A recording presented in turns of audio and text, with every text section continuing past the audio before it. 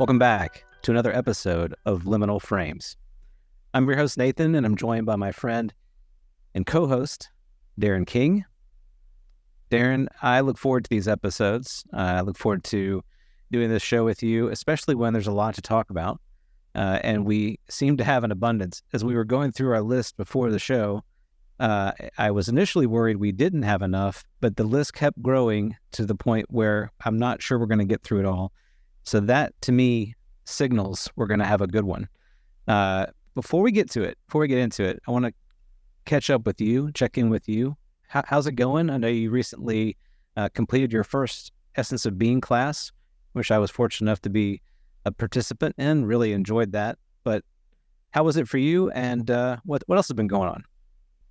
Well, that was absolutely a really rewarding experience, really fascinating experience to see how the work that we've done on this podcast, for instance, as we were just saying before we went on the air, has kind of primed the opportunity for a class like that. I think a lot of people have gathered around the conversations we have because it resonates with people, and how we bring in different elements, religious history, spiritual, energetic dynamics, and even the nuts and bolts stuff, and trying to investigate how it all fits together.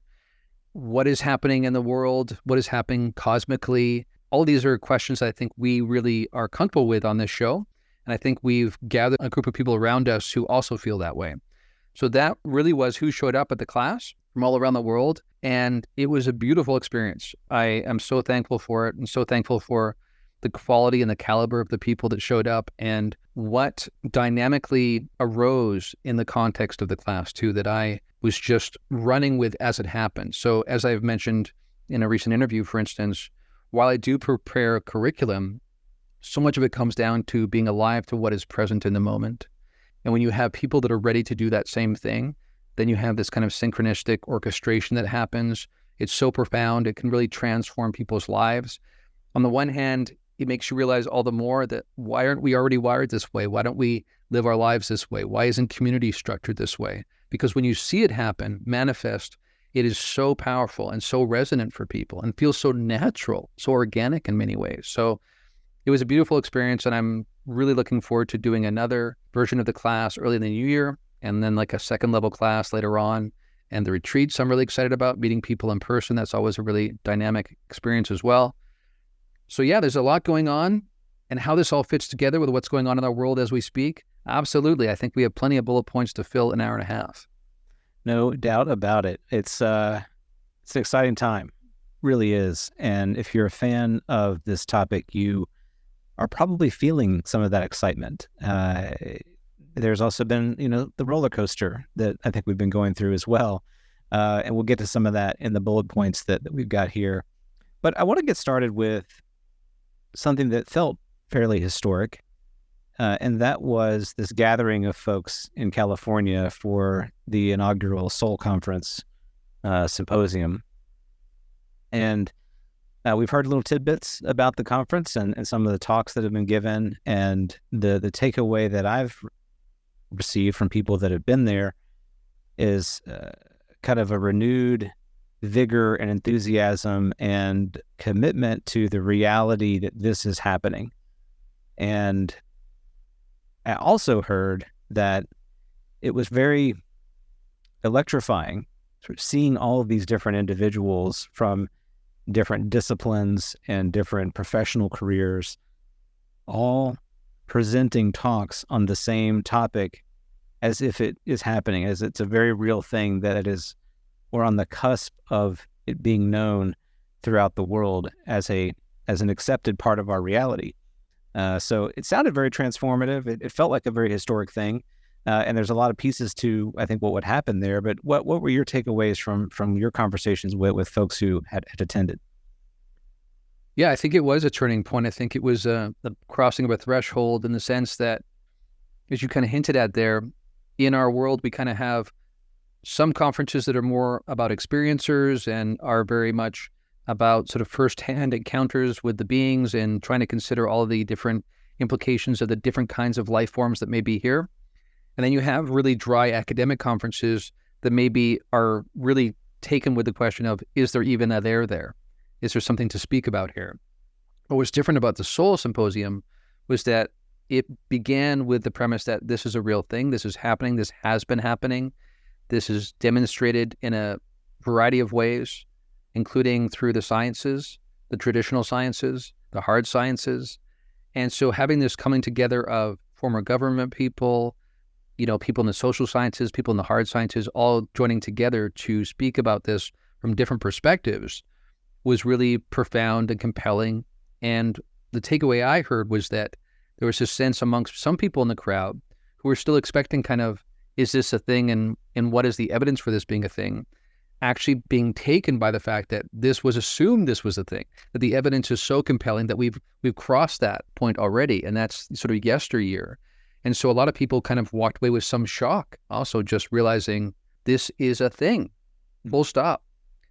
So I think it was the beginning of an academic engagement with this topic that's really exciting. I know that with my work with the John Mack Institute, we also sense this. We're getting more and more academics that are reaching out, saying, I'd love to be involved. How can I be involved? How can I be a part of the research you're going to do in the new year? So absolutely, there's increased academic engagement, and it's kind of a virtuous cycle, because as there's more engagement, it normalizes this topic throughout academia, and that helps to open up new possibilities. I still know some people who are absolutely studying this, but having to do it as part of the invisible college because they don't feel comfortable yet, and they might not have tenure yet. So they kind of have to walk a tightrope there. But no doubt, this is a different era. And I think the academic engagement is only one part of what needs to go on, but it's really exciting to see that happening. Absolutely. Well, the phrase that really jumped out following the conference that I think took a lot of airtime in the community was the phrase catastrophic disclosure. And I didn't put that in our conversation before the show because I just wanted to drop that here. Catastrophic disclosure. There's been just, as I guess we would expect, there would be a fixation on a phrase like that, because we tend to have a fixation with disaster and catastrophe. We can't look away.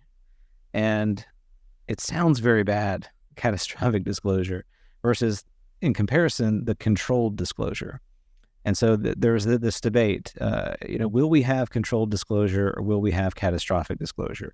What does catastrophic disclosure mean? And for my impression of the initial reactions to that phrase was that people took that to mean bad things, like people dying in the streets and, like, I don't know, maybe aliens showing up and hurting people. That's not the reaction that I personally felt to that phrase. I think catastrophic disclosure for me feels like it's something that is beyond the scope of our ability to predict how it will unfold.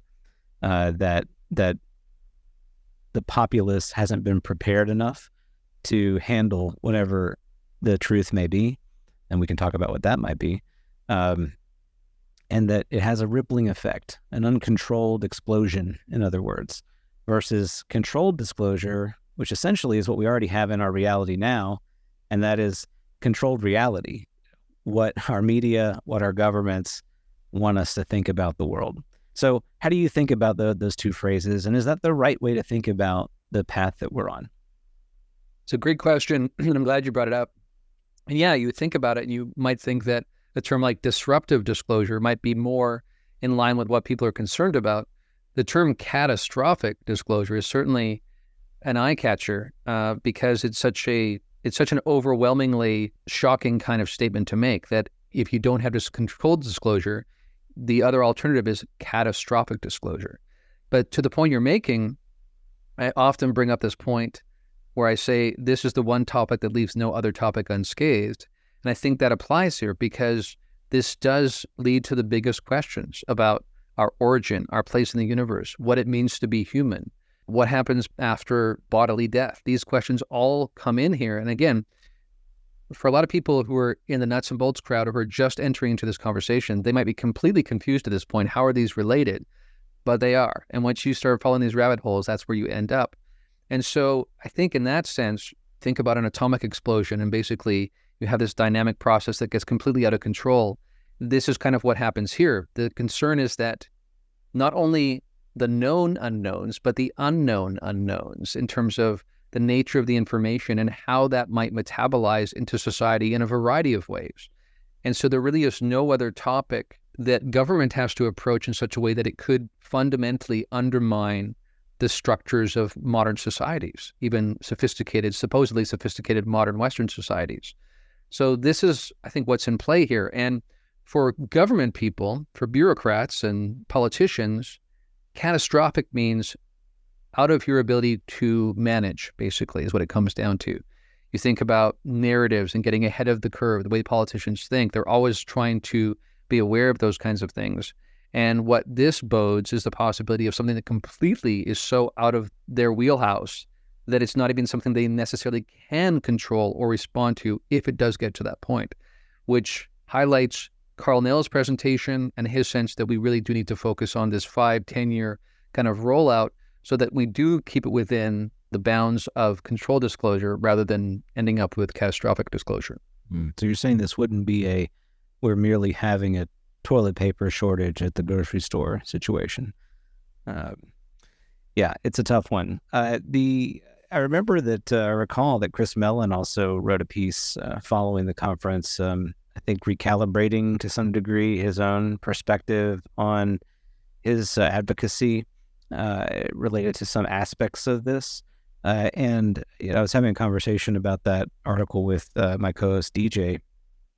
And, for me, and we've, I think, talked about this to a certain degree on the show before, but I've always been of the mind that there's parts of the narrative that you can control, but once certain aspects of the narrative are revealed to be true, there are other aspects waiting in the shadows that you can't easily control.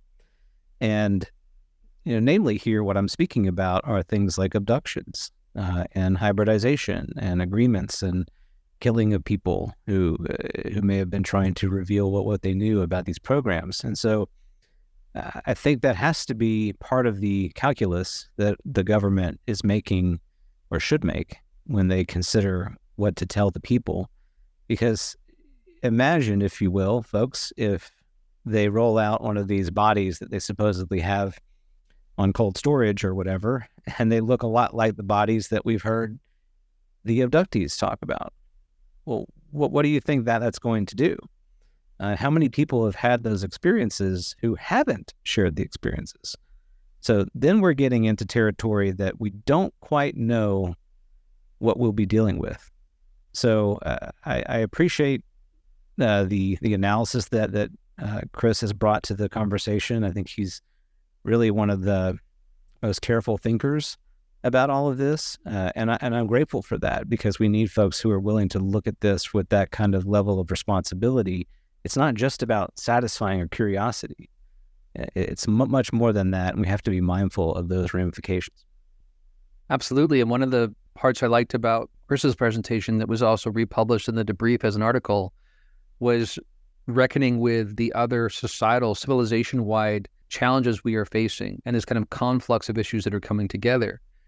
We didn't even talk in our preamble here before we got on the show about AI, but again, that's a specter that's front and center right now. We've got these looming geopolitical crises and reposturing.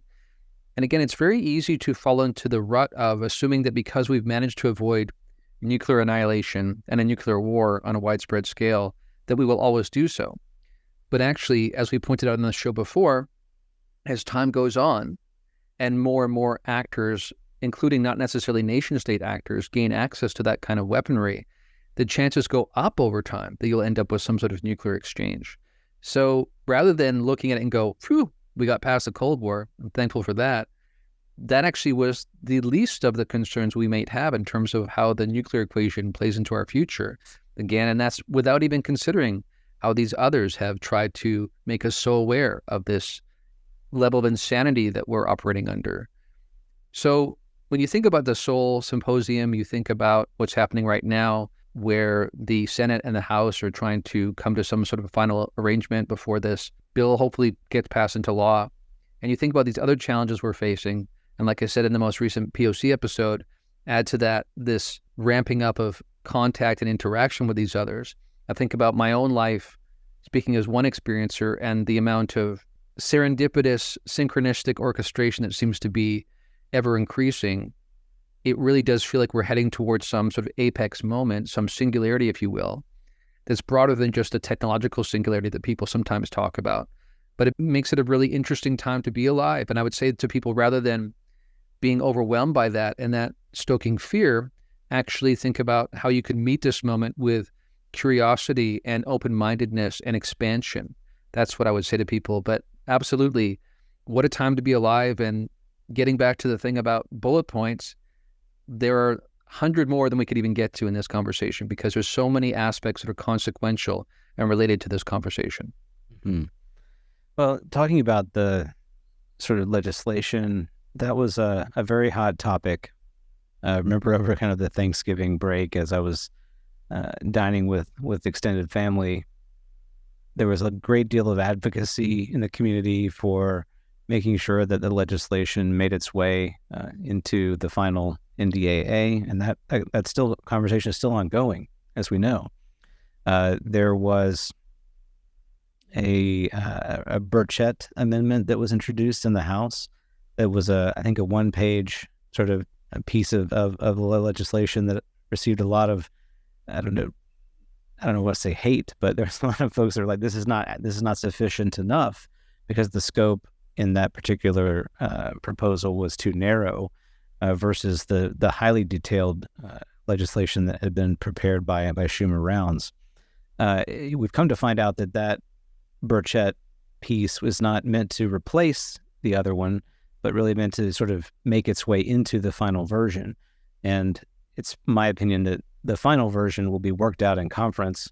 There will be things that are going to be kept in that and things that we probably will lose. Two of the hottest sort of button topics in the legislation are, of course, the eminent domain piece, as well as the 9-person panel, the presidentially appointed panel, by the way.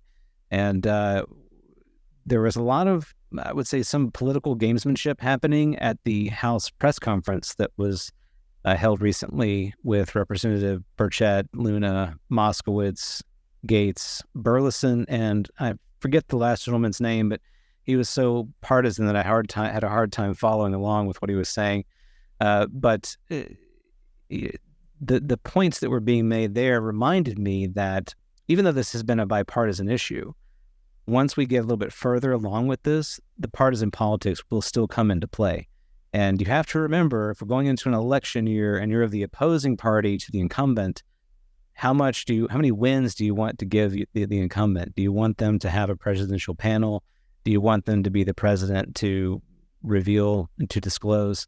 Maybe you don't.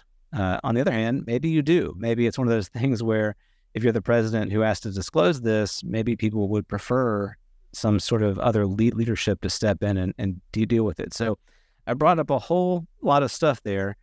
That's the mix that we're dealing with right now. I don't think the legislation is unlikely to pass. I just think we don't quite know what the final version will be.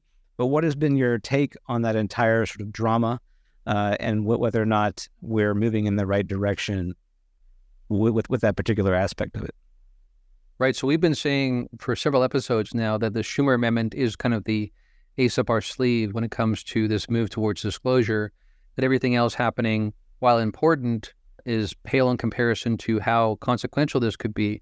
And that speaks to why some of these forces on the inside and the intelligence communities and within the DOD and whatnot are really pushing back pretty intensely, including the contractors, of course, that would be subject to this eminent domain clause.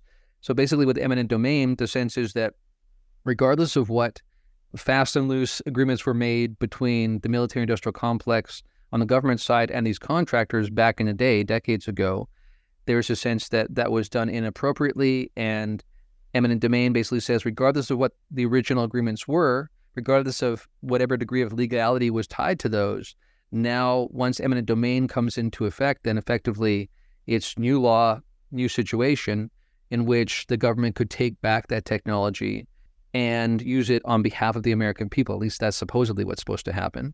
Now, of course, because we live in a capitalistic system, these contractors look at that and they go, well, what about all the costs that have been entailed in housing these incredibly top secret materials and craft and all of the work we put into it, with the expectation that we could have monetary gain from the intellectual property and material design and whatnot that we gain from this.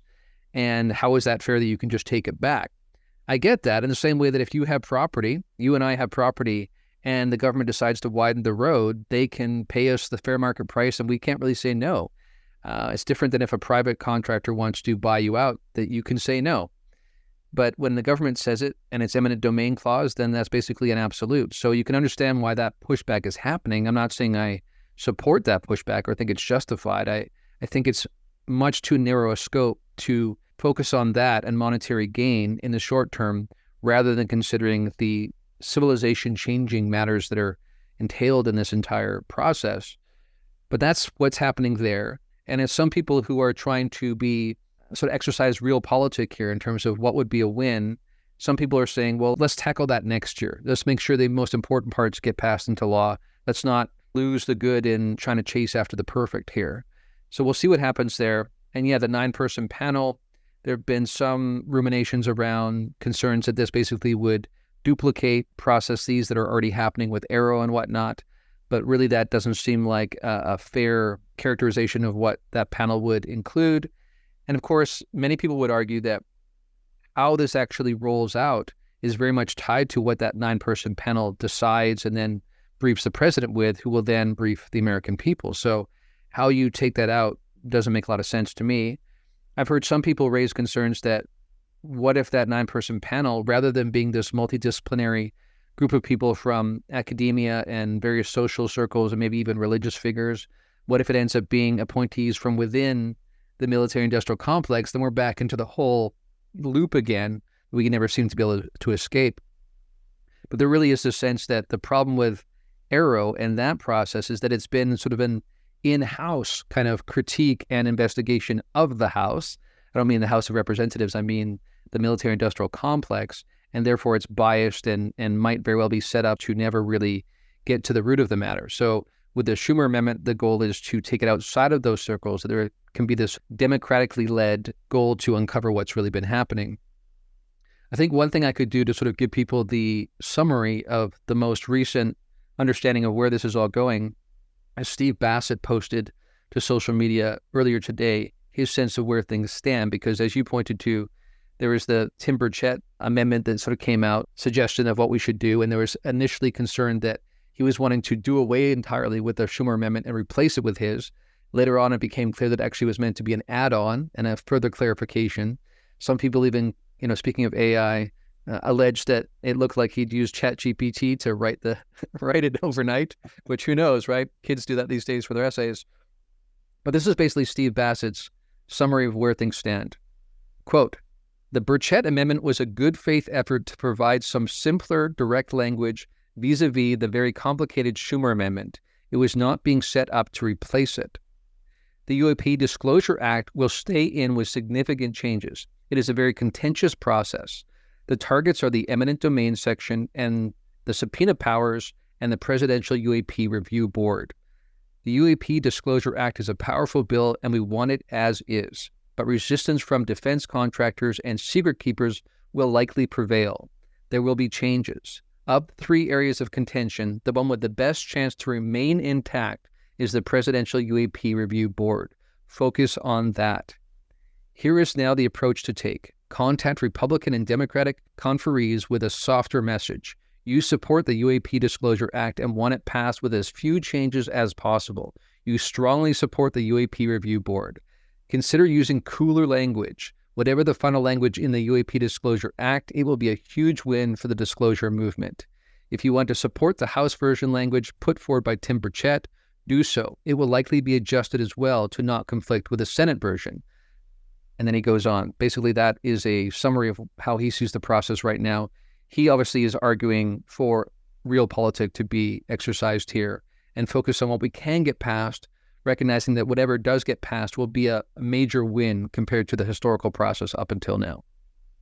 Yeah, I think it has to be, and it won't be the final victory either. I know that Joe Rogan recently had David Grush on his show, and Grush made a statement to the effect of, if the Schumer Amendment doesn't pass, then we're kind of in bad shape, like this isn't going to happen or whatever. And that's in a little bit conflict with, I think, what his attorney said at the Seoul conference was that if it doesn't pass, don't be too discouraged. So I think it's a mixture of both. It's obviously incredibly important and will be a watershed moment for this topic in the United States. And I was struck by the real kind of heft of the moment itself just by watching that press conference the other day, because every single one of those members of the House who got up to that podium, maybe except for one, spoke with a level of conviction that this needed to happen. And that was a signal to me that we've gone from just mere curiosity to commitment. And think about that. That's big. It's not just, I maybe we have something, I don't know, I'd like to know what it is, we have something. The government is not telling us everything. And we, the people of the House, deserve to know more than what we've been told. That was very clear to me in that press conference. And I am deeply encouraged by that. And when you couple that with the language, the incredibly strong language that we have from the Schumer Amendment itself, you start to paint a very compelling picture that we're moving into new territory with this subject and into places that we've never been before, with a level of commitment to disclosure that we've never seen before. And keep in mind, as many have pointed out, the Schumer Amendment in itself is a type of disclosure. Its very existence is a type of disclosure. So I think we're in for a wild ride.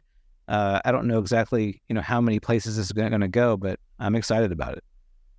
I agree. And I think that you hit the nail on the head when you said we really need to recognize there's been a turning point. That it's one thing to say, in the interest of democracy, we're going to continue to knock on doors just in case there's something there. They're clearly beyond that. They're saying there is something there. You still get some people like Democrat Jared Moskowitz who are still careful to say, we're not saying this is aliens. We don't know that. But there's something here. And if it were the case that nothing was there, why would we continually get this door slammed in our face whenever we just simply ask for transparency? Something is being covered up. What the nature of it is, we're not saying we've concluded yet. But nevertheless, the process must continue in the interest of democracy.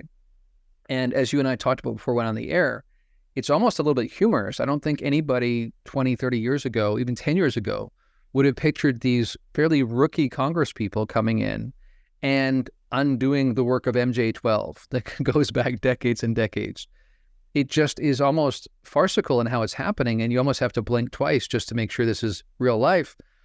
But I've highlighted a few quotes here that Representative Anna Luna has made recently publicly, speaking to this process and where things stand. She said, first of all, quote, "We are dealing with an orchestrated attempt to suppress UAP transparency. This attempt appears to be coming from the intelligence community," unquote. So he's basically saying, not only is it happening, but who is responsible? She also said, quote, "Mid-level, unelected bureaucrats, staffers, don't get to tell members of Congress they can't access information about UAPs," unquote. Now, you and I have talked about this, and I think part of the frustration for the average person is, how exactly does this classification work, these need-to-knows? It does seem to make sense that people who are elected by the American people would have some say in these matters. How can they keep using American taxpayer funds to fund these programs if they don't even know the nature of the programs? Absolutely, that's the case. On the other hand, we know that because of the Cold War and concerns about Soviet spies and whatnot, the degree to which these black programs are kept in the black is a really dedicated attempt to make sure nothing leaks out. So there has been a blinding of the democratically elected parts of government from some of these deeper state kind of aspects to it. But what's being recognized, I think, more than ever before is that while that did serve a proper historical role within a certain context, it's been completely abused, blown up into this default situation, which is completely untenable, and that's what needs to be rolled back. The last thing I want to quote here that she said was, quote, "The American people are not stupid. We can handle this information. Other countries have declassified similar information, and it's time the U.S. stepped up to the plate and did the same," unquote. Now, while I applaud her spirit there, I do think she's maybe missing some things there. What some other countries have disclosed is very different than what the American system has under the surface, basically, because we have controlled the situation so much that we've basically dictated to other countries how they should respond. We've made arrangements across the planet that when there is a crash that happens, we will go in, and elected members of those governments in those countries don't even end up being briefed. It's just a military to military kind of agreement. So there's a lot of back channeling and deep state arrangements here that I think, again, as I've pointed out before, house this massive beast. And how this beast will actually respond once it's actually exposed, the sleeping dragon, will be an interesting matter in itself. I think also he says we can handle disinformations. Again, that's an open question because she doesn't know what's entailed. And there's a certain assumption that gets brought to this, that people live under a certain reality set for a long period of time, and then they learn there's something they have not heard about. And they assume it's going to be more of the same to a large degree. But of course, as you and I have talked about, there's a lot we've talked about that I haven't even spoken about publicly and we haven't discussed on the show. This is much more consequential than people realize. And so I think she's being a bit naive there, but nevertheless, this is where we're at. These fairly green Congress people taking on the powers to be, so to speak, and on behalf of the American people, trying to finally get this dragon under control. Yeah, I'd love to see the fight there. It's exciting to see folks that are really stepping up to the plate and trying their hardest to make this happen. I also echo what you're saying there, that they're a little bit green behind the ears. It's maybe not a coincidence that they're green and they're pushing for this. They're sort of maybe the kids in the china shop rather than the bull, just kind of getting in there and wrecking things without realizing how valuable the things might happen to be. But perhaps that's what we need in order for things to really change here. I also want to point out one thing that has been rarely mentioned, and that's that even if we do have legislation that is passed, keep in mind that all of the government agencies named in that legislation have to comply with it within the way that they think that they should. And the reason I want to point that out is that I have a long history of my work experience is with a particular government agency. And there is very specific legislation about how that agency is supposed to operate. And when you're reading it, it sounds very clear, like this is what they should do in this scenario XYZ. But in what happens in actual reality is very subjective and interpretive.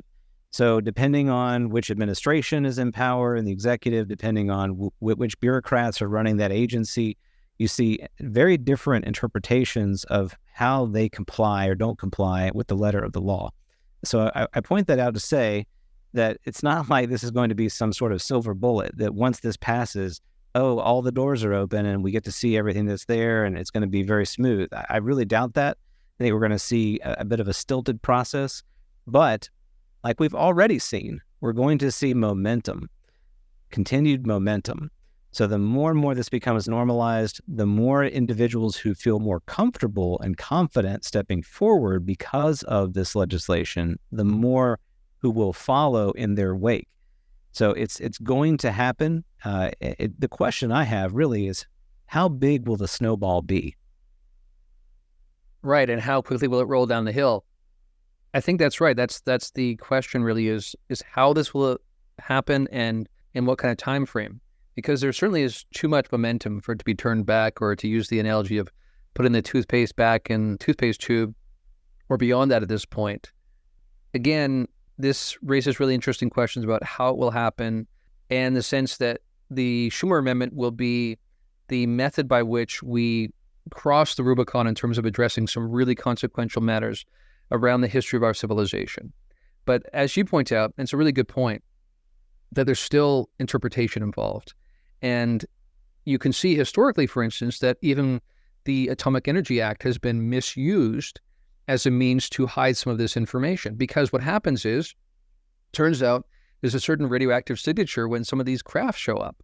And so because of the wording of the Atomic Energy Act that speaks to any kind of like radioactive isotopes, the secret keepers have said, aha, there are radioactive isotopes with these crafts, so we will lock this away under the Atomic Energy Act, which of course in spirit, speaking of radical transparency again, was all about nuclear weapons and the battle between the Soviets and us in terms of developing these weapons. It had nothing to do with UFOs or UAP or potential craft from extraterrestrial or interdimensional civilizations. Clearly, that was not what was meant with the legislation. But not only can you narrowly define legislation in ways that are, crafty and useful to you, but you can also be liberal in your interpretation so as to keep something secret that were never meant to be kept secret. And unfortunately, as long as we have a non-telepathic society, the challenge is when we have siloed minds and we basically build laws around words structured in sentences, you're always going to have that in the mix. Again, says something about the level of our civilization and our stage of development, but that's where we are. And this is, I think, the most interesting question, or one of the most interesting questions, is realizing, even as you said, even at that conference yesterday, which, by the way, I think NBC News and Fox News were there. So we're seeing slowly an uptick in terms of the mainstream. But even then, you saw base partisan language come in at some points. And that just seems so much like kindergarten kind of territory in light of the matters that are on the table here. So on the one hand, you hear people talking as if they're really understanding the ramifications here, the implications. Other times, we just see a demonstration of just how low the level of the center of gravity of our consciousness is on the planet. And again, that begs the question, which we can maybe get into later, around, are we ready for a disclosure, really? And when people so confidently say that, not only politicians like Luna, but even people within the ufological community that we know, say that absolutely, let's rip the Band-Aid off, it's time to know, it can't be worse than what we already have. That is an open question, I think, and that's a more nuanced question than people are willing to give it credit for. Yeah, on that point, I want to talk a little bit more about this 9-person panel, because to me, it sounds like a great idea, but along with the point you just made, if we impanel individuals from these different disciplines, from these different life experiences, keep in mind that most of those life experiences and disciplines still fall within a framework of reality that may not be a framework that allows us to understand what this really is. And so they may come to a conclusion that is partially true or even entirely wrong because they're looking at it from one particular vantage point. So I do worry about that a little bit. I worry, even with maybe some creative thinking there, we're not going to get the full picture, because maybe the full picture isn't something we're ready to digest, or at least not the entire world is ready to digest. And so how, and I guess to some degree, this maybe relates to the involvement of these non-human intelligences themselves. How involved will they be? Will they also kind of be participating in this to some degree? I think we would both argue that they already are in a certain way. But in what way will they continue to act and behave? Will it be more overt? Will it be gradual? What kind of timeline are we working with here? And how long will it take for the world to go through kind of a transformative process to be at a place where all of us can really understand the full scope of what's going on? Yeah, it's a good question, because the 9-panel board process is basically meant to streamline this into a narrative that can be metabolized by our society. So it basically has to be reduced to a series of bullet points that the president can present before the podium one day. And by the very definition of that, that's going to be a gross oversimplification of an actually incredibly complex barrage of data, and speak to consequences that many of those people will not be willing to entertain, may not even be capable of entertaining. Because as you point to, the people that will undoubtedly be chosen for that kind of panel are people that are well-known and are gatekeepers according to consensus reality as it exists now. These are the very people who are the gatekeepers of consensus reality. What I would say, and I'm sure you would agree, and anyone who's really looked into this would agree, this really at its heart undoes the clarity around our current consensus reality. It opens things up in such a way that maybe the very people that will be chosen for that kind of board are exactly the wrong people to be able to really get us to open up and consider new possibilities. Again, I think of my conversation with Bernardo Kastrup, and he talked about how high strangeness in itself may be nature's way of trying to knock us out of the rut of the thinking we're locked into. And again, a 9-person panel that's going to take this barrage of information and reduce it to a series of bullet points to give to the president might be exactly the wrong procedure to really allow for that open-mindedness to set in. So this is definitely something to think about. I think of how we heard again in the lore, the sense that the reason why they brought Bob Lazar in was because all of the usual players couldn't crack the nut. They couldn't make sense of this material and reverse engineer some of this technology. And supposedly, according to the lore, sometimes they would pick it up every decade to see if they were any closer to be able to even understand how it might theoretically work. And they brought in Bob Lazar because he was an outside-the-box thinker, is how the lore goes. So in the same way, maybe half that board should be people who are outside-the-box thinkers, people who would really question many of the notions of consensus reality. But of course, that is not in the interest of the ruling party that wants to have more of the same, that wants to somehow translate this and truncate it into something that's digestible by the mainstream within the parameters of the current model.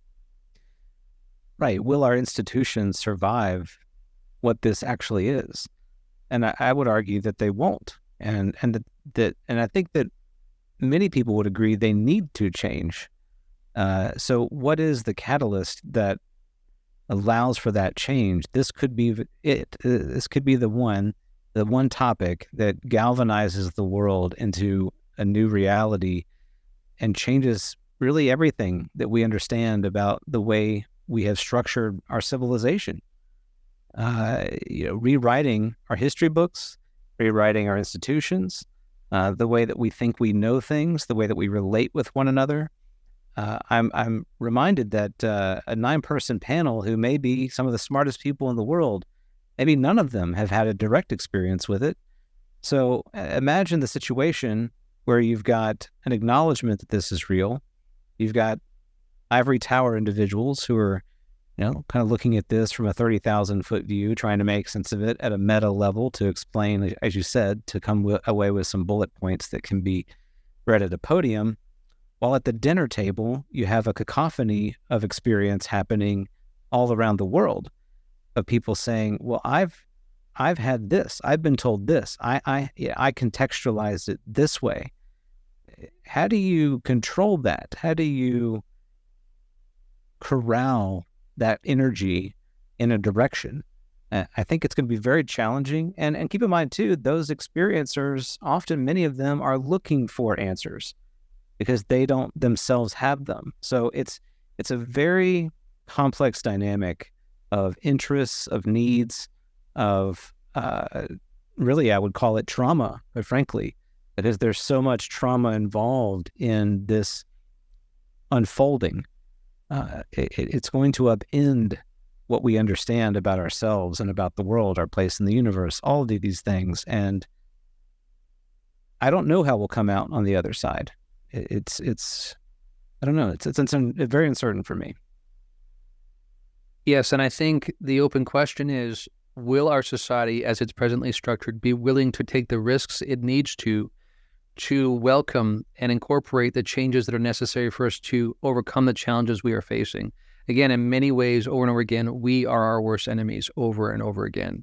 And while I understand this goal to arrive at controlled disclosure versus catastrophic disclosure, again, the question is, how much can you really uncover the truth, deliver the truth, and it be controlled? The very nature of the truth itself is so unwieldy. It so calls into question the basic premises of modern society that I don't see how you do it other than by completely truncating the nature of the information so that you do the very minimum to check off the box that you've actually handled disclosure. But again, from the perspective of these others, which again is often not talked about, it's the elephant in the room that people are not talking about. The others, various factions of them with different origin sources are watching. Some have more of a vested interest in how this is handled than others. But the ones that have a vested interest and are watching, the very nature in which we handle this and try to reduce it and translate it into something palatable is in itself immediately apparent to these others that this is insufficient. And again, just shows to them that we are not ready. The very nature by which we plan to handle the process demonstrates our unreadiness.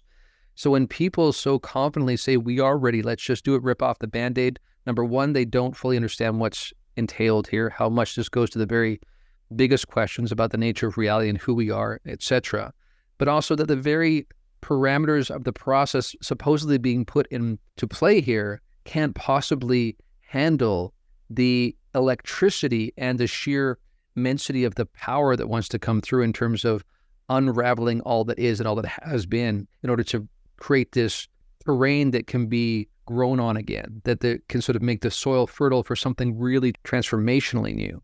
So this is where we are. Again, I'm interested in the process. If nothing else, it's a very interesting sociological thought experiment to see what's rolling out.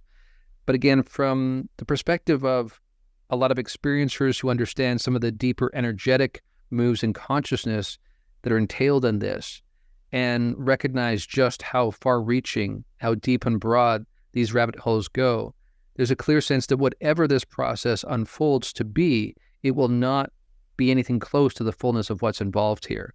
And so it's a real open question. Where will this take us? And while the Schumer Amendment is groundbreaking in so many ways, it still, to me, leaves open the question of how will the rest be brought in, though? As you pointed to, this points to accords, agreements. It points to hybridization, abductions, including abductions supposedly under the knowing watch to some degree of previous administrations, or certainly within certain groups of the military-industrial complex. It's wrapped up in the Manhattan Project and the entire major movements of the machinations of 20th century American history and global history. How you possibly roll that out in a way that a president can deliver in a few bullet points over a couple of briefings isn't clear to me. And again, maybe that's the biggest challenge to this entire process, is that we still think that we can deliver this information without tearing down the system and building from the ground up.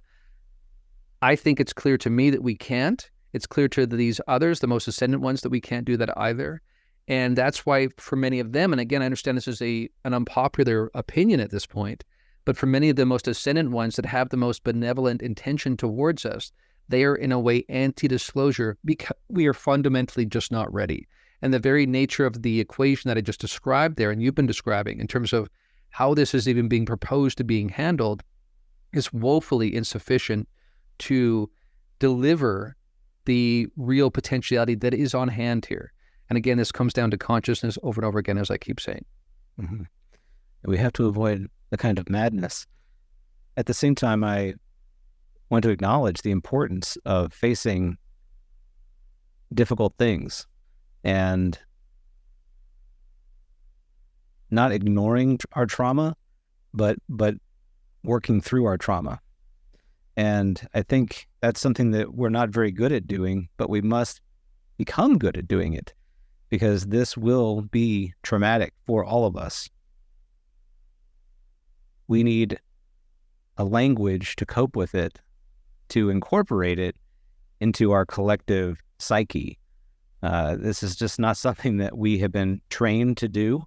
Most of us have been taught to hide our hurts, to ignore the voices in our head that kind of talk down against us or whatever, and not deal with these shadow aspects of ourselves. And this is a big shadow in our civilization that we're going to have to come to grips with. That, keep in mind, we've really built a wall around a big portion of the human experience for the last several centuries. Everything that we champion in terms of our knowledge and our science and our progress, like all of these great things that we have constructed, have kind of put that other side of ourself in the corner and told it that it can't come out. It's got to stay over there. And whatever this is part of that. And until we can come to face it and work with it, and not work with it just for our own person, but together, because this is going to be a collective challenge. This is not something that, let me process this and let me figure this out. This is something that every one of us will have to work through together. So how are we going to do that? Especially in a world that we live in now, where most of us have our attention fixated on a piece of technology all day long. So a lot of challenges here. And I bet folks who are listening are probably, pretty frustrated because we sound fairly down on this, but I just think we're being realistic. We have to be mindful of how impactful this will be. And I'm not saying let's not do it. I think maybe we kind of have to, but I'm saying it's going to be hard work and we need to be prepared to do that work. Indeed. And what I would say is that I think the approach of many of the most ascendant of these others is to tackle this through a grassroots approach, where there are these nodes of consciousness around the planet that are being tuned up and turned up and augmented in such ways to be able to host a higher vibrational frequency of consciousness energy so as to begin to impact the planet and the civilization upon it. Now, again, I know some people coming from a more nuts and bolts perspective will feel lost with that kind of language, but this is really what's in play here. And you and I were talking about this before we went on the air, that really this is about a consciousness revolution. And the reason why I feel so called to essence of being and helping people make those moves in consciousness is because I recognize that this is fundamentally necessary. And not only necessary, but it's the only way we're really going to make this kind of transition, that we have to fundamentally change our understanding of who we are, how we're connected to each other, how we're connected to the planet. And then we expand that scope to how we're connected to this cosmic community. But if we already have a fundamental misunderstanding about who we are, how we're connected, how we relate to the planet, then there's no way we will have the right perspective on how to relate to these others. And they recognize that too, the most ascendant of them. So that's why for me, the real excitement, because you just talked about it sounding a bit like a downer in terms of our perspective on official disclosure, but this ramping up and this growing of a network of consciousness development across the planet done by people led by interaction with these others and whatnot, that's the part that gets really exciting to me. And I see evidence that that's definitely happening. I look back at the fruit of the course and all of the things that are happening around that, and I see clearly that people are ready, people are primed, they have curiosity online, and there's this sense of a deep, deep memory that this is who we really, really are, that we've been living under a bit of an illusion, and we're kind of waking up almost like, again, the Matrix analogy, the film here, where we just somehow know something's wrong with the world, something's wrong with the configuration energetically as it has been presented to us. And some of this goes back to memories we have as very, very young children of when we began to buy into or be forced into this configuration. It never felt quite right. And so for many of us, as we awaken these capacities in ourselves, the capacities I talk about in terms of psychic intuition and this porous nature to our own consciousnesses that allows us to tune into each other and tune into the planet and larger cosmic community, all of those capacities, there's a certain vague memory we have deep down, almost all of us, that yes, that's the way things really are. And somehow we lost sight of that. And that there is, again, definitely a certain collective insanity to the way that we currently configure as a civilization. Again, when you just step back for a second and you say, we have many, many, many thermonuclear weapons pointed at each other, the same civilization, the same extended family. It's like you and I saying, just in case Nathan ever crosses me, I'm going to point a thermonuclear weapon at his house in Asheville, or our uncles or our aunts. It's just so absurdly insane. We have lived under our entire lives. People like you and I have grown up when the Cold War was going on, and it's always been the world we've known. There's a certain radioactivity everywhere, every square inch of the planet you walk on because of nuclear tests that were done in the 20th century. It's total insanity. And we have to look at that in terms of where we are and being ready for this cosmic community. So the good news is, while we should be, I think, somewhat realistic, as you say, to use your word, around the official process towards disclosure, we can all be a part of this organic movement to waking up our own consciousness, waking ourselves up to what already is in terms of the interconnected, vibrant nature of this cosmic community.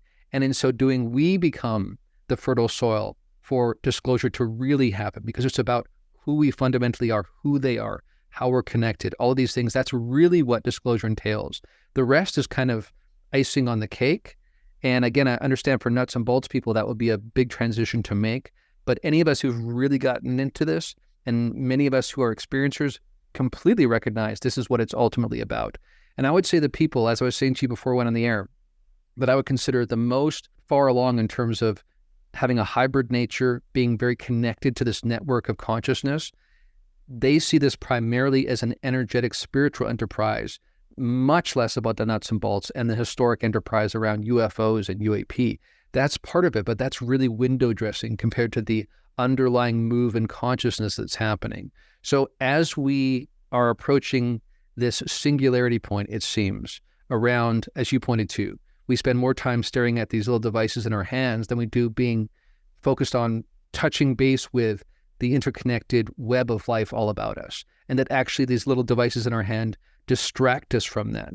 We end up spending decades of our lives looking at these things rather than tuning into what we actually are and what a aberration that is in consciousness. So I think we should be realistic about what the official process will provide, but also be excited about and enter in with enthusiasm and almost like childlike wonder the possibilities that arise as we join together in this exploration of consciousness. Right. And I would ask us to really spend some time thinking about, why is it that we have created these technologies? Why is it that we want to be so connected to information and to everything that's happening in the world around us?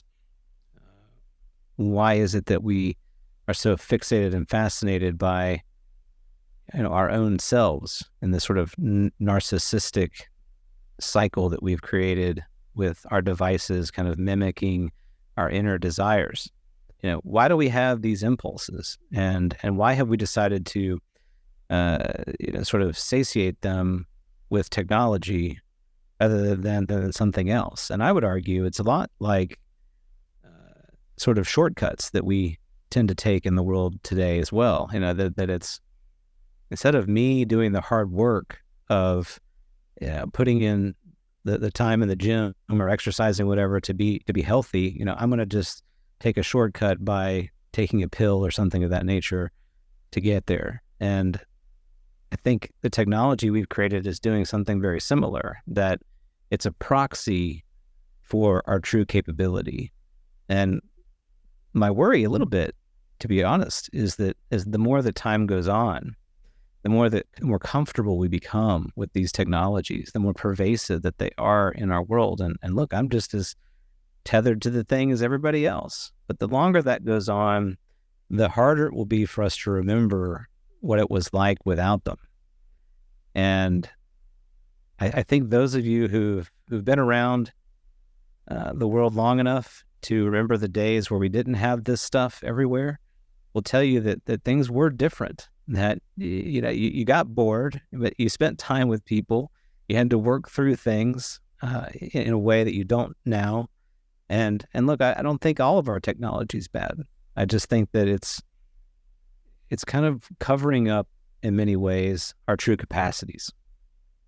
And so, in some ways, wouldn't one of the greatest things that ever happened just be an EMP that goes off and shuts off all the phones for a while? And imagine how obviously the whole world would sort of fall apart. But if you think about some of the most meaningful times in your life, at least in my own life, what's the character and quality of those moments?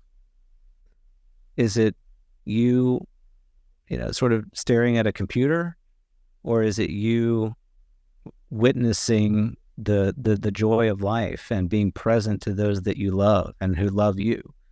Is it being immersed in the present moment? I would hope that all of us would have some experience like that you can paint and you can point back to, and that can be a reminder of what of what really matters. So, to your point, and the point I want to make here is that, we've become very fixated on the UFO as this, pinnacle of technology. It's going to save us. It's going to solve all of our problems, and free energy, and, down with these evil monopolies and all this stuff. Yes, and it's not just that. And if we go into it with just that mentality, we're not going to come out of it any better than we are right now. Yeah, absolutely. One of the key thrusts behind what we plan to do with the John Mack Institute in the future is this recognition that we need a two-pronged approach. On the one hand, we need to reconsider the economic model we're living under, the priorities we set as a civilization, the structure of our civilization and what that provides in terms of a seeding ground for the growing of human beings. So we need those infrastructure considerations, and we need a new model. But that alone will not be sufficient. And this is where my Essence of Being initiative comes in, is the sense that unless we fundamentally reorient around who we are, how we're connected, and how we are a part of the earth, not just something that takes from the earth, but we are a product of the earth. We are the earth to some degree. Unless we can see things that way, in that kind of holonic perspective, where we are all a thing to ourselves, but part of something larger, and you can keep scaling that up. Until we see that, we are fundamentally living under an illusion. And illusions have this tendency to collapse on themselves eventually, because reality is what is, regardless of what you want it to be. So if we continue to fix the models, but not fix this underlying false orientation around who we are and what everything is about, then inevitably the model will always collapse on itself because it's rotten at the core. So this sense of changing our understanding of who we are is central. And to your point, when we spend so much time on devices, whether we feel like it's a great day because we can go into Netflix and stream things for 3 hours straight and watch 7 seasons in 4.5 hours or something, and then we say, that was great, now I'm going to head upstairs and get on my phone and then just, scroll for another 2 hours and then go to sleep, and think that this is a fruitful human life, and think that we somehow are better off than our ancestors who had to slave away taking care of crops and things like that, or hunters-gatherers. Are we really? Are we really further ahead? How much are we willfully distracting ourselves from the most important things? There's conversations around some of these not so mature others, I would argue, rather than evil. It's more about lack of maturity, that want to sow division. Absolutely they do. But how much are we willing participants by just living lives that are filled with distraction primarily? And how different would we be over time if we took that time? And again, this is not about judgment. It's about just being honest about the way things are and having curiosity and imagination around what could be different. And just because consensus reality has involved us being focused on these devices and thinking that technology is going to be our ultimate savior, rather than buying into that consensus reality, while at first it's difficult to separate yourself from that and swim upstream, if you begin to, then you suddenly have this overflowing sense of possibility that arises and around human potential. So Essence of Being is fundamentally about human potential, and potential around actually who we already are. And this is fundamental to it. This is also part of Vedantic and Buddhist circles and whatnot, the sense that the way things actually are is infused with radical transparency. And it's only untruths and accepting facsimiles like cell phones rather than relationship that prevent us from seeing what really is. And what this is really about is reorienting around seeing reality as it really is, where everything is intrinsically interconnected. And that not only changes how you see the other, but it changes your sense that that person or that being is another. And one thing that comes into this here, I know we're getting very philosophical here, but is this notion of collective consciousness. So a lot of people, especially in American society, there's this narrative around the rugged individual, right? We think of the Marlboro Man and that kind of thing in our history. But of course, that is a falsehood. And we need to just call it out for what it is, because when we act like individuals that are rugged and independent that way, we are like cancer cells, effectively, that have misrepresented and misunderstood and misapprehended our role within a body. A body needs to act harmoniously with all its constituent parts so that it is healthy and vibrant and growing. And when we act like rugged individuals, we are like that cancer cell.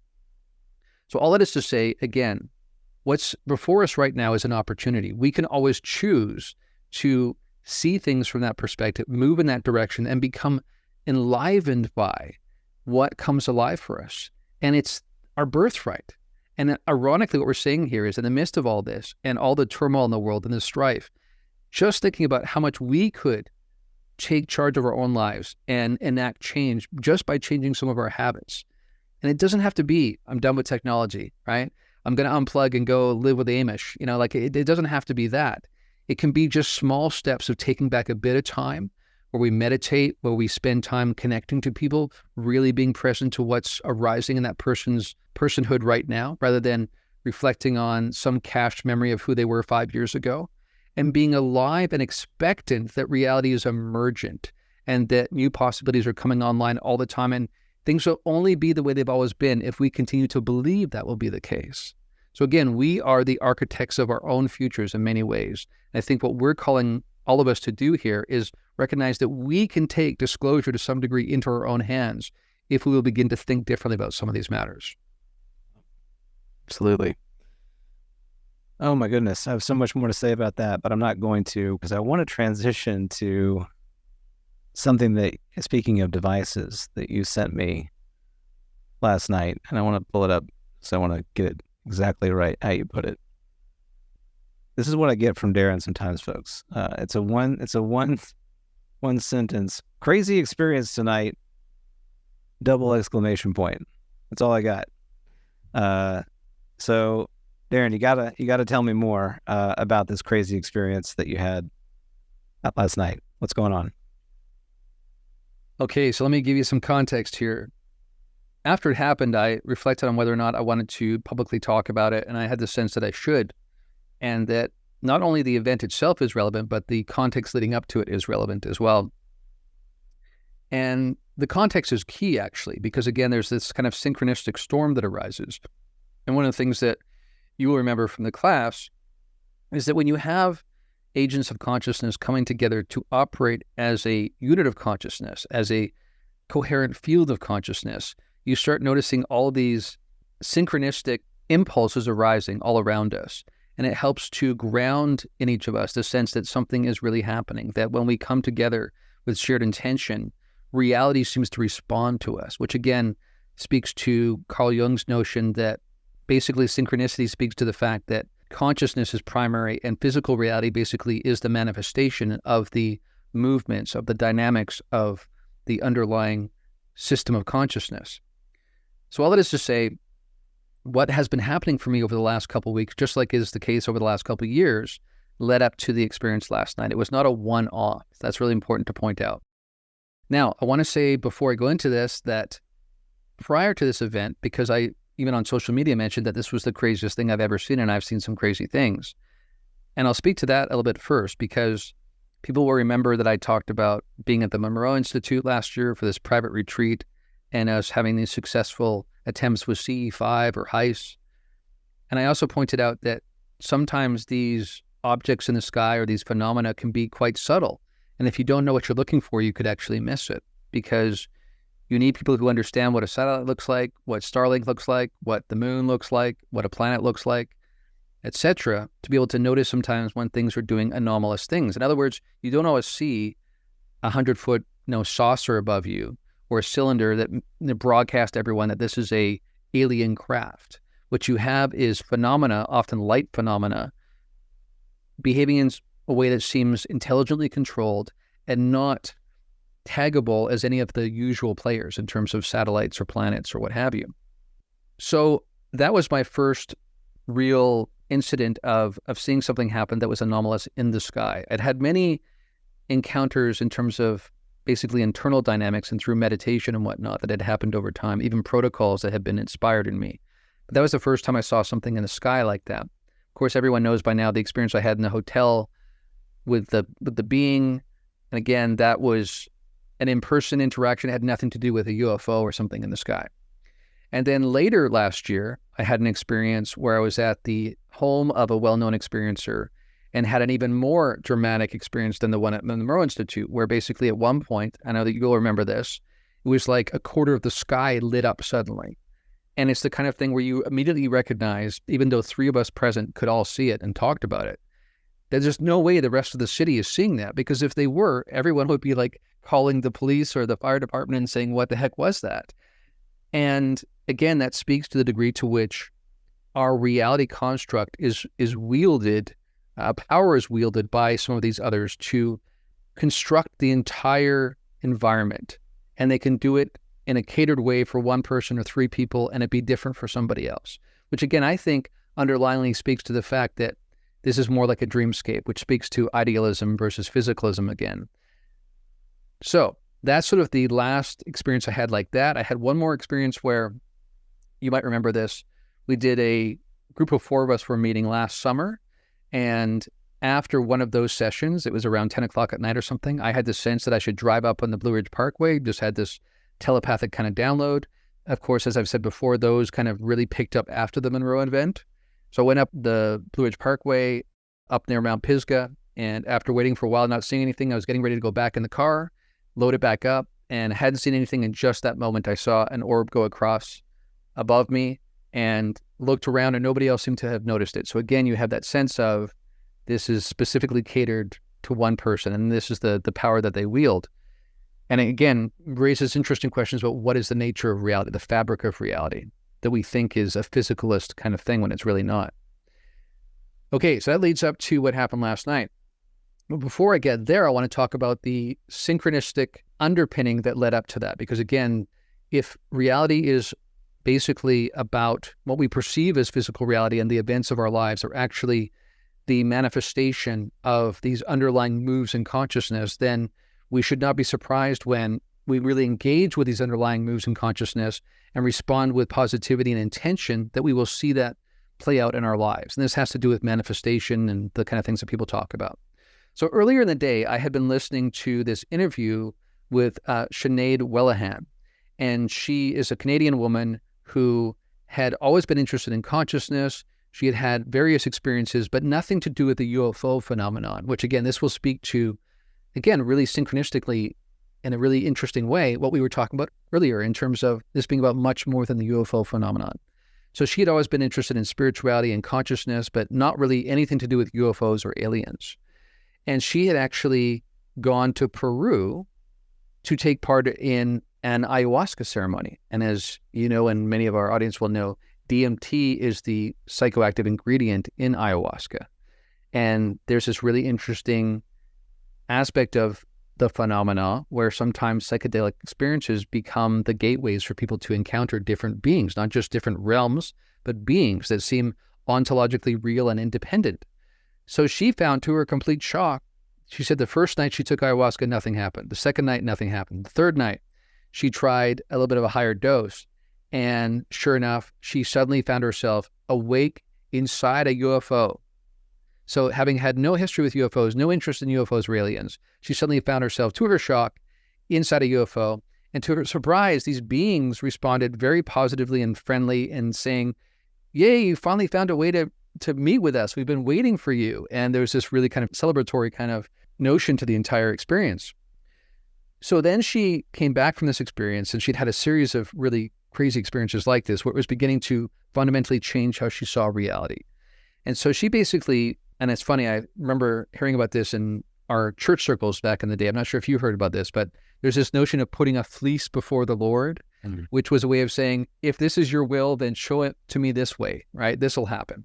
And so sometimes in the UFO phenomenon experience, people do the same thing. They say, some crazy things have been happening. I don't know if I'm going crazy or if this is real. If it's real, if you're real, then give me a sign, basically, right? Right.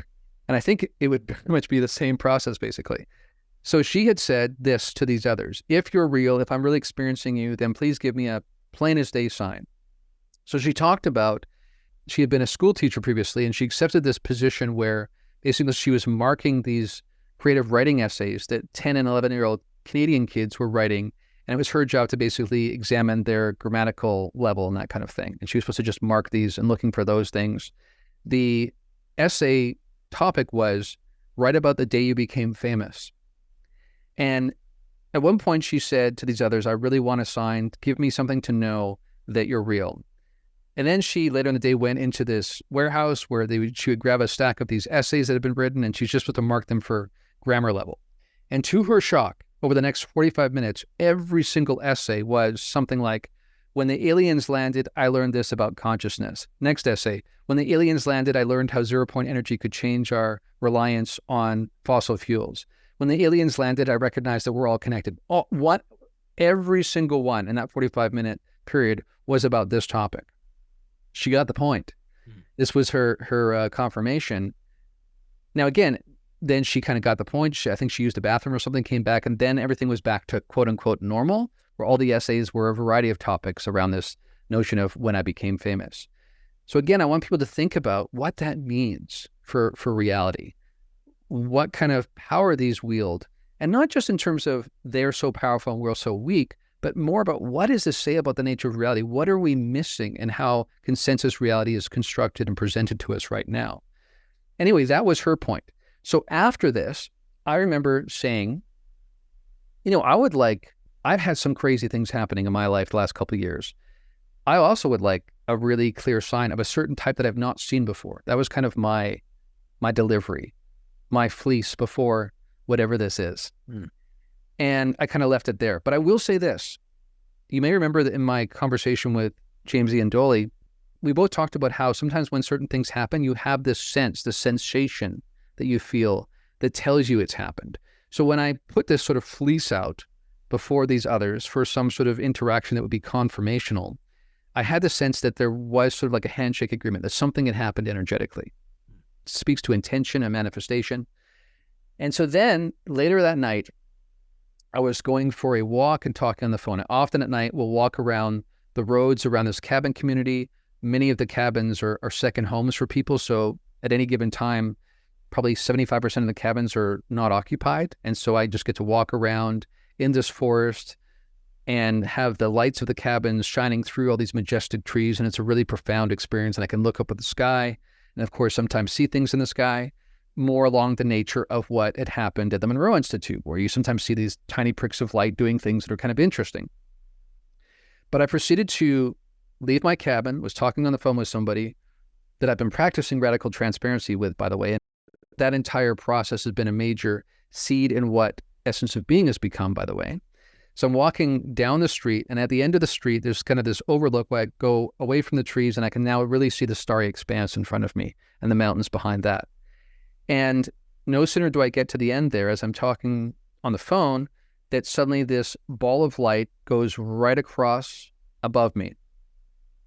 And it didn't look like a shooting star. It didn't look like a meteorite. It didn't look like, definitely wasn't a satellite. It was much too big for that. Probably the size of like a dime, like it held out at arm's length in terms of going right across the sky, just a bright ball of light.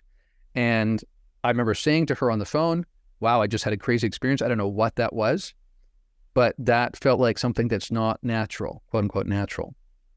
So I reflected on that for a few moments, and then was like, okay. And then proceeded to start walking around the different streets and continued to talk to her for about 45 minutes. Then I made my way back up to that same area and walked down the same street again, came to that same point at the end where it opens up to where the starry expanse with the mountains behind it. And this time, in the exact same trajectory as before. So in the exact same place in the sky and following the exact same trajectory as before, I saw what was apparently a full-on craft. I've never seen that before. So it was a basically circular shaped craft, as if I was seeing the bottom of a disc. And the way it was lit up was preposterous because it didn't even make any sense. Like you might think of like a meteorite coming back into the atmosphere and then you see like the burning on the front end kind of thing. You might see a trail. But this was really bright green, orange, and purple in three segments along the front of this disc. And then the back, I could sort of just see the outline of it. So it was almost like it was mockingly looking like something having a heat signature coming through the atmosphere, but it was more like this ridiculous parade in front of me. Do you see us?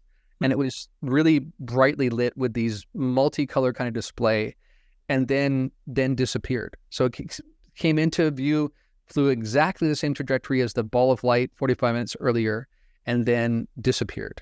And at that very moment, I had this telepathic sense of, this is the conclusion of the agreement we made earlier in the day, kind of thing. And I then, used some interesting words to describe how I was feeling on the phone at that moment, and proceeded to spend quite a bit of time talking about that event and how it was different than any event I'd had before. And for me, I've had the sense that I had to get to a certain point in understanding and preparation before certain things would be made manifest before me. And so this felt like a kind of a transition in my experience over the last couple of years, which you have probably seen more than anybody else in terms of how transformationally different my life is now than it was a couple of years ago.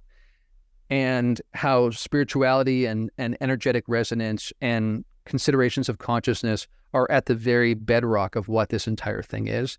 And the UFO phenomenon is actually just one subset of a much larger question around what's happening in consciousness in our midst. So there you go. That was my experience last night. Wow. Yeah. Very profound. I mean, it's incredibly cool. And, I just where you landed at the end there, had me thinking about how many of your listeners, a lot like myself, quite frankly, who came on board with you at the beginning, kind of where you started with this whole journey and what really brought us to your show and, your very sort of academic approach to aspects of the phenomena and where you are now. I can imagine for some of them, it might be hard to hear the things that you're saying because they are quite different. But I bring that up because it touches on something we talked about before we went on the air tonight about my own life. And that's, I kind of grew up as I've mentioned before, in a religious context, but it was very cerebral. And, I looked at religious experience through a kind of very cerebral academic perspective.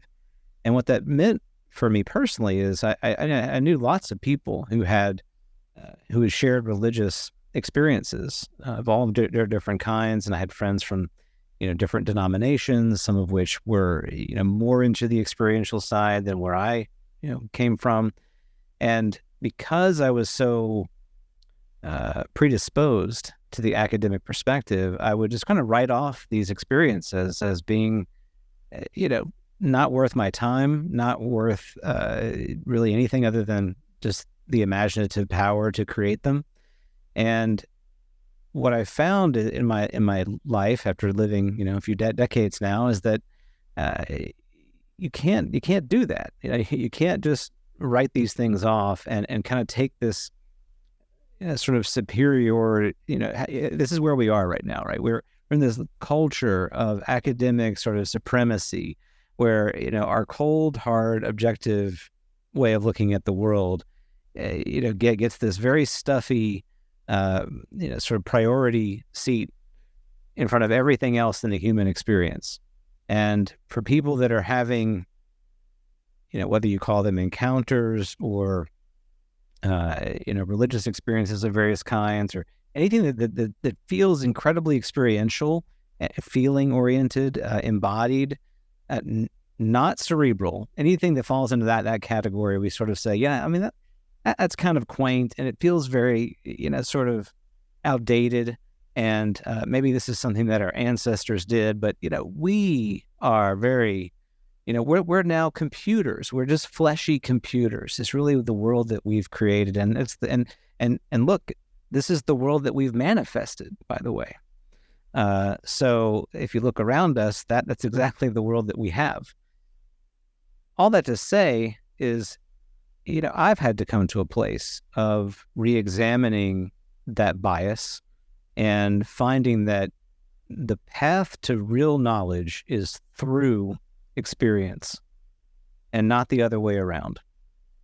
Because what I believed was that just knowing things about experiences and being able to categorize them and itemize them and think about them, philosophize about them, that's what was important.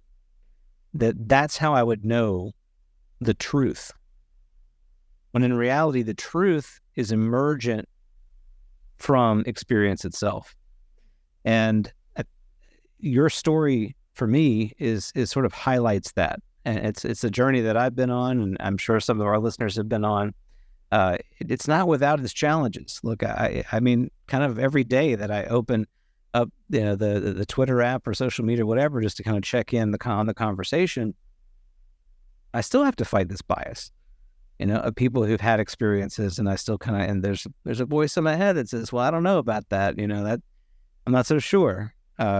So I hope that my personal experience there is helpful in some way to some people, because I'm not done. I don't have the corner on the market here. I haven't got this all figured out, but I have lived long enough and felt like I've learned enough at this point that you can't cut off part of who you are to really understand who you are. That's the moment we're in right now. Indeed. And I think about the way that Bernardo Kastrup talks about it in terms of what we've traded to end up with what we have now.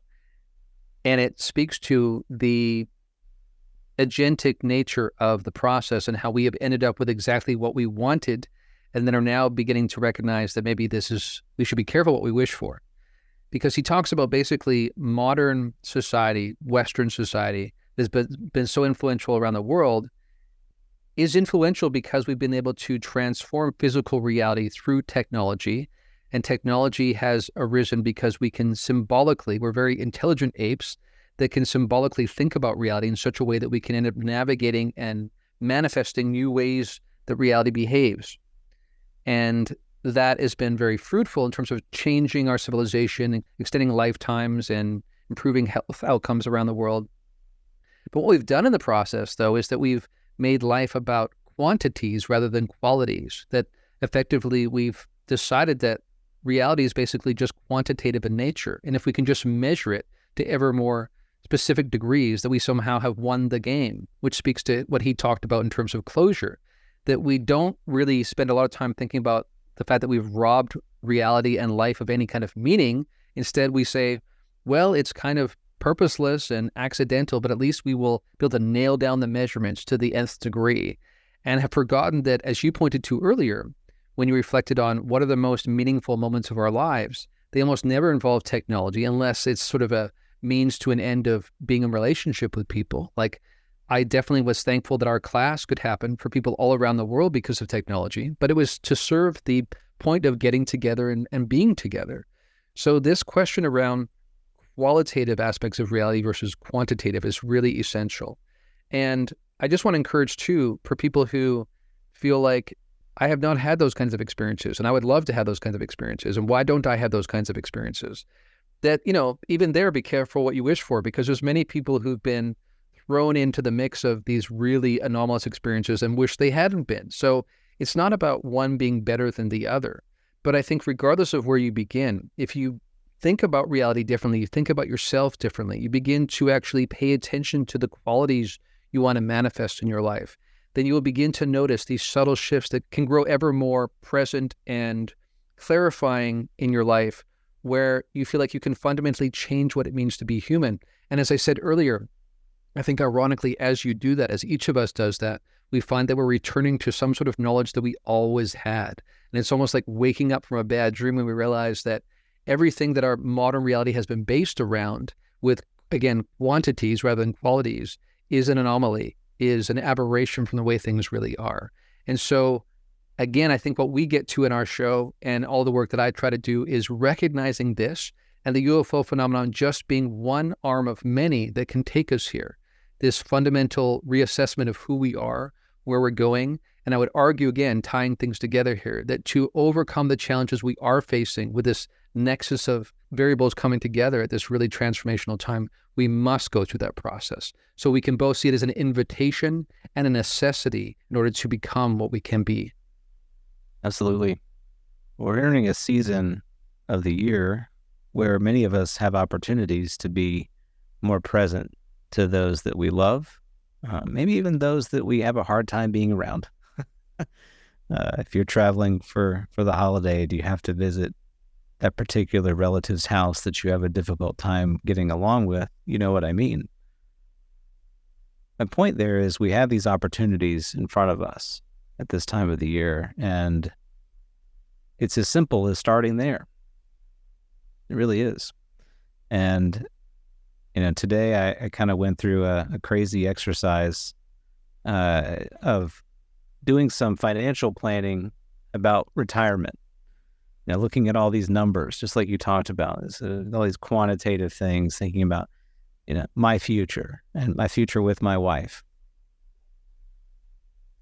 Fixated on that, not thinking about what that experience will be like, hopefully, knock on wood, reaching that stage of life alongside her and what that will be like. So it's almost saying, it's akin to saying like, a marriage is the wedding band. It's almost like what we're doing with the UFO. The UFO is the thing, when the marriage is the relationship, and think about all the work that requires, and all these kinds of things, and just as an example. So I would encourage everybody, and I'm saying this for myself as well, that our opportunities will present themselves, and you're going to hear that kind of voice. This is how it works for me. I don't use the term download. Maybe I should. I'm not so sure. But for me, I feel this urge, this nudge, this thing arising inside that it says to me, you should talk about XYZ with this person. I don't know why. I didn't go into that, conversation wanting to do that. And I'm not saying it has to be at UFOs, it be of anything. You should talk about this with this person. And when I say yes to that, those are some of the most amazing moments that I've had in my life. And I think that's kind of what we're talking about here. I agree wholeheartedly. And I think that you mentioned that really great analogy about a wedding band referencing a relationship. And again, what's interesting about that, as being representative of these other elements of reality too, that a wedding band can also be something that becomes very static and refers to something that was done decades ago that creates a status rather than a relationship. And that relationship is primarily about relating. It's a present tense kind of thing that we have to be active about and alive to.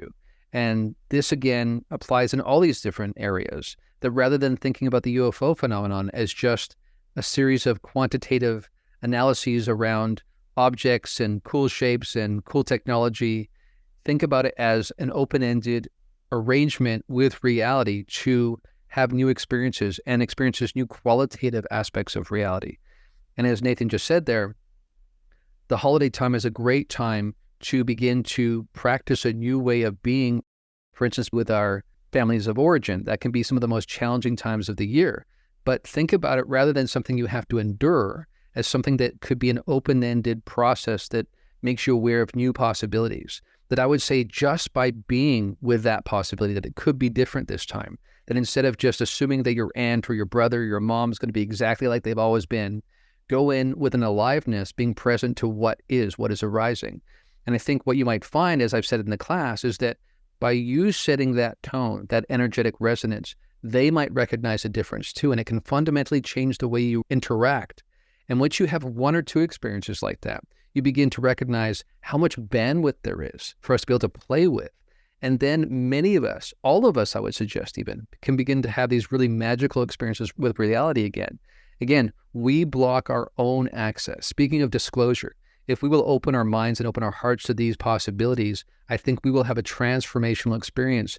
The same things I've been through the last couple of years, everyone else can too in their own way, because there is a way that reality meets you when you choose to be alive and present and expressing what I call your essential energy. So absolutely, now is a great time to begin, and it doesn't have to do anything with UFOs necessarily. Absolutely. All right. Well, that's been quite an episode. I really enjoyed it. I know we went into some pretty personal and, I think you said earlier, philosophical territory, but I hope folks are understanding that this is that we have skin in the game, and that you can't, if you're really interested in this, it's not just going to be a surface level thing. You've got to at some point decide how in the game you actually are, and how it's going to change who you are. And I think that comes through in what we're trying to achieve with the show. And that clearly, if you've been listening to us for a while now, it's a process. It's a process, and it's evolving. And what we are doing on the show is different than what we did when we were starting, and it's going to be different where we're going.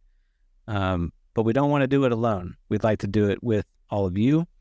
And we appreciate your support. It means a great deal to us. We appreciate you sharing the show and your words of encouragement. It goes a very long way. So thank you all for listening. And we look forward to where this conversation will take us. And on that note, may the quality of our questions, shaped by a desire for understanding, enhance our journey of discovery. And may our travels broaden the sphere of our consciousness, reminding us that new discoveries beget new horizons. As always, adventure awaits. We'll see you next time on Liminal Frames.